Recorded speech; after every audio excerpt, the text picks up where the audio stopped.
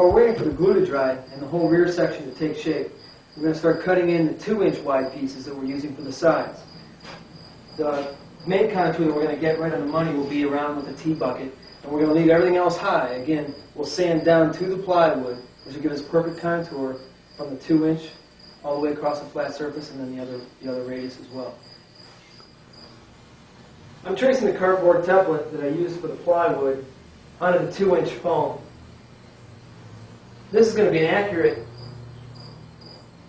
copy here, but when you go to cut it out, be sure to cut it larger again, because we're going to sand it down to the same size as the plywood.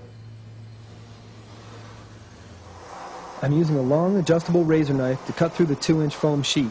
Try to make the cut in one pass for a smoother edge.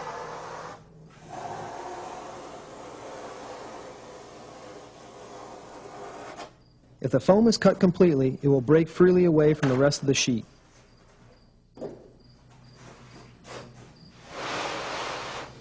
fitting the side pieces in place.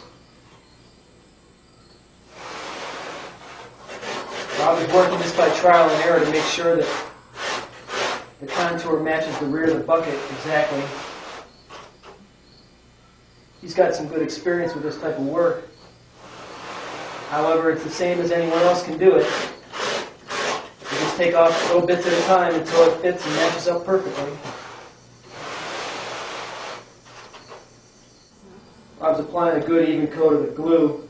There's really no such thing as too much. At this point, again, you just don't want it anywhere near the edges where you're going to have to sand the high spots. So we've got quite a bit on there. We've already sanded everything to fit. And I'm kind of sliding it all into place.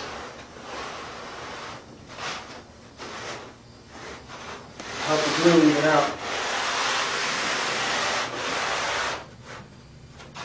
And firm pressure is all it takes to make it stick. Okay?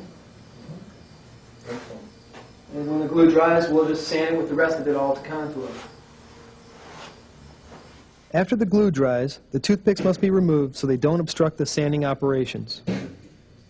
They were there just long enough to hold the shape. This one seems like it's glued in. Okay. I'm doing some preliminary trimming on the edges using the razor knife.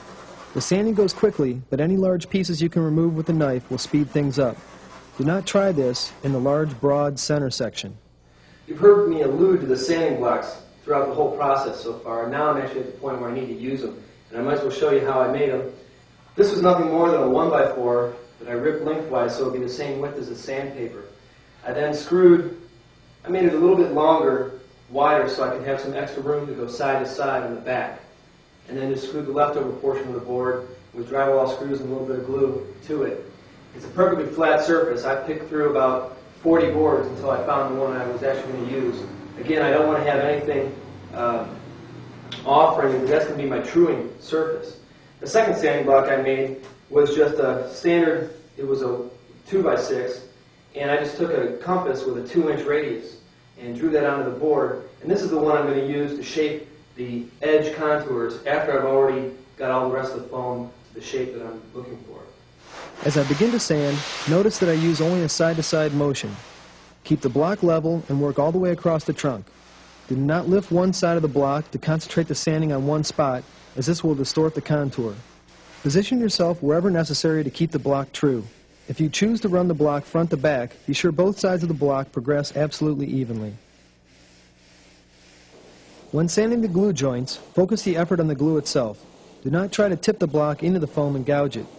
Move periodically to remove the glue dust, as this can cut away at the foam as well.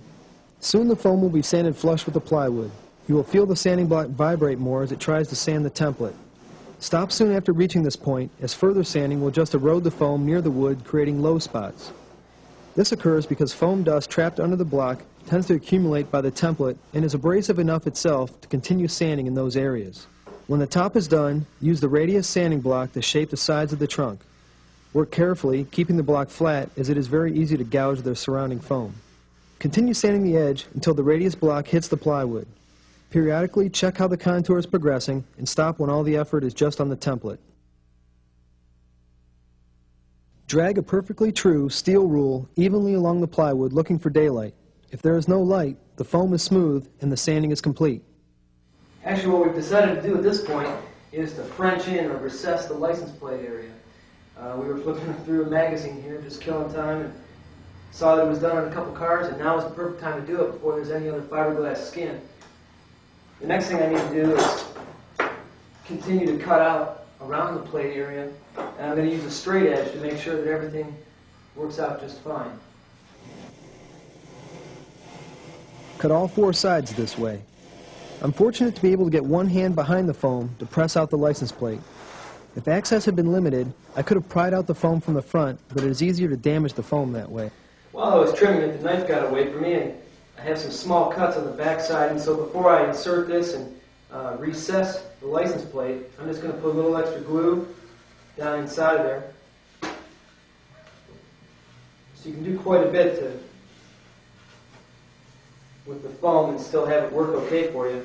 This will never be seen, it's just something that will keep it from coming apart perhaps, or whatever within the trunk. And then I'm going to run a bead of glue along the entire inside. I've got glue uniformly all the way around the license plate. I'm just going to put it back in the hole. But as you can see in real time, 5 minutes or less, made a nice recessed license plate. Square. This will be mounted later. The shape has been totally developed in the foam at this stage, and so while it still remains real fragile, the next step is to reinforce that with a fiberglass fabric. I'm just going to use a regular general-purpose polyester resin and the appropriate MUKP hardener. The fabric I'm going to use to reinforce it is a 10-ounce fiberglass fabric. I'm actually going to put down the schedule I'm going to use 2 layers of the 10-ounce fabric followed by 1 layer of a 6-ounce fabric. The 6 ounce is used because the finer weave will be easier to fill with primers and other body fillers so that you don't see that printing through paint later on. If I haven't said it already, you might as well keep any template you've developed to this point because they come in handy later.